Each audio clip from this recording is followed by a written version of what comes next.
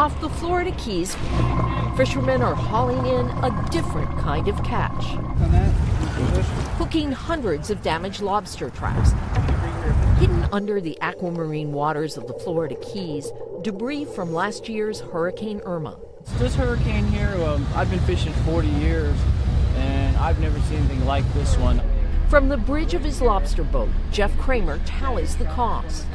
I lost about 1,300 traps out of my 3,400 traps. So you lost more than a third? Yes.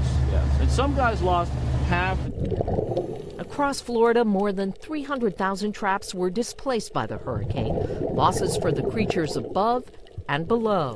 What kind of danger does debris like this pose to the marine life?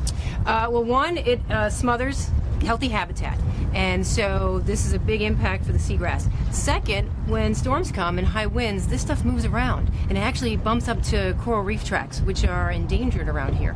And third, it's actually a significant impact to navigation.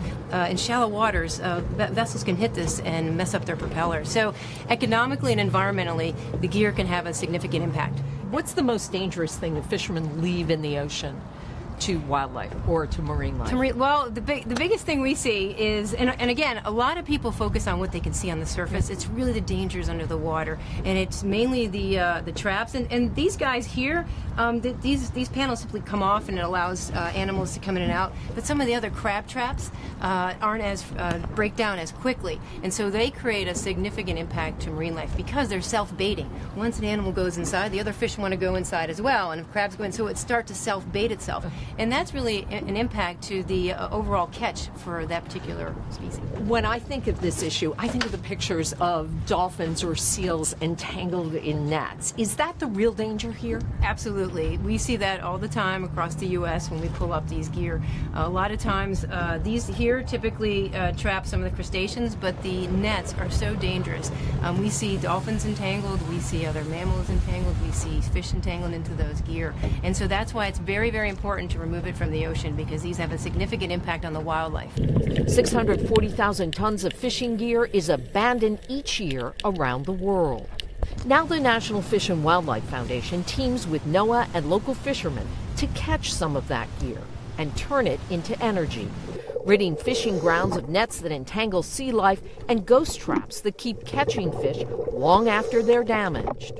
Is the debris situation worse this year? Absolutely. We're going to be seeing hurricane impacts, I think, for a long time. There's gear that was immediately visible that had been displaced, but there's also gear that's been held down for now, and that may pop up in a few years. And so we'll be dealing with this for some time. There's about 300,000 traps that were lost and 3,500 miles of rope to go along with that. And so even where we know where it's at, it's taking time just to address everywhere that it's been lost. 3,500 miles of rope. 3,500 miles of rope, and that's an estimate. 300,000 traps. So the fishermen have lost a huge source of their income, but it's posing a huge risk for entanglement and damaging sensitive habitat, and the boaters. It can be a navigational hazard if you drive up on a cluster of traps. Now for the energy part of the Fishing for Energy program. At no cost to them, the fishermen's catch is hauled away and taken to a Covanta plant. There's one in Miami, where recyclables are separated and the rest mixed in with giant mountains of trash, then burned to power 45,000 Miami homes. This is what comes out of the community, out of your kitchen, if you will, that hasn't been left on the curb for recycling and the like. So explain to me, what's energy recovery? Energy recovery is a step that we take right after you've done your 3 R's, reduce, reuse, and recycle.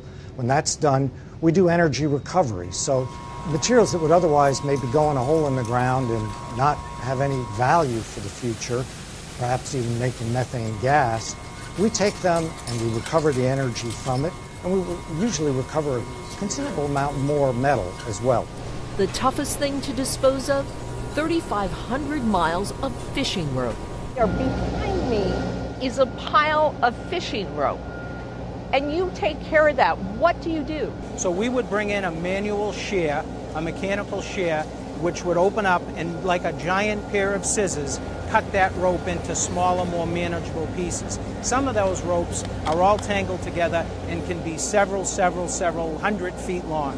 How do you compare to more traditional power fuels such as coal, oil, and natural gas? We're cleaner than coal, we're cleaner than oil, and we're really on a par for sulfur compounds, nitrogen compounds, CO2, and for particulates with natural gas. That's always been the argument in this country, that if people know that they can send their trash out to create energy, they're not going to recycle. Oh, well, to get people to recycle, one of the keys anyone will tell you is you need to educate folks to the benefits of recycling. That's a constant issue, and you have to keep at it all the time. So anyone who runs a good recycling program is always trying to educate people that what they need to do to recycle. What we do is post-recycling, and the communities where we operate actually have recycling programs that perform at higher levels than does the United States on average. So a community will build a facility like this. They really understand what it is to have sustainable waste management. A process so successful that it happens in 10 states on both coasts, powering our world by cleaning up theirs. Ann Thompson, NBC News, the Florida Keys. Hey, NBC News fans, thanks for checking out our YouTube channel. Subscribe by clicking on that button down here, and click on any of the videos over here to watch the latest interviews, show highlights, and digital exclusives. Thanks for watching.